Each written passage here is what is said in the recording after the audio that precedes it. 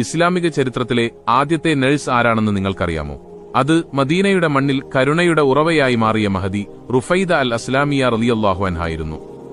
ഒരു പെൺകുട്ടിക്ക് കൃത്യമായ വിദ്യാഭ്യാസവും പദവിയും നൽകിയാൽ അവൾക്ക് ഒരു സമൂഹത്തെ തന്നെ മാറ്റിമറിക്കാൻ കഴിയുമെന്ന് 1400 വർഷങ്ങൾക്ക് മുൻപേ റുഫൈദ അൽ അസ്ലാമിയ റളിയല്ലാഹു അൻഹ തെളിയിച്ചു.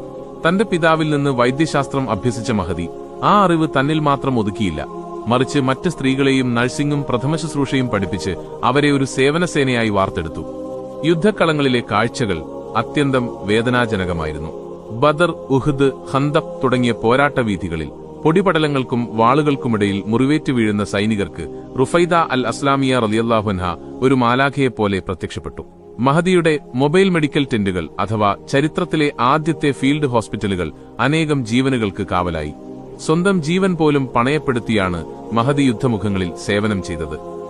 അവരുടെ അറിവിനെയും അർപ്പണബോധത്തെയും പ്രിയപ്പെട്ട പ്രവാചകൻ മുഹമ്മദ് നബി സല്ലല്ലാഹു അലൈഹി വസല്ലം അത്രമേൽ ആദരിക്കുകയും സ്നേഹിക്കുകയും ചെയ്തിരുന്നു.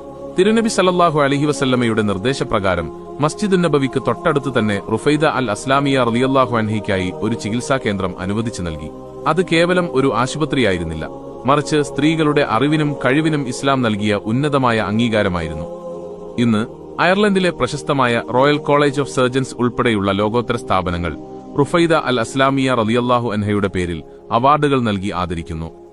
ഇസ്ലാമിൽ പെൺകുട്ടികളുടെ വിദ്യാഭ്യാസത്തിന് വിലയില്ലെന്നും സ്ത്രീകൾക്ക് Download ShareChat.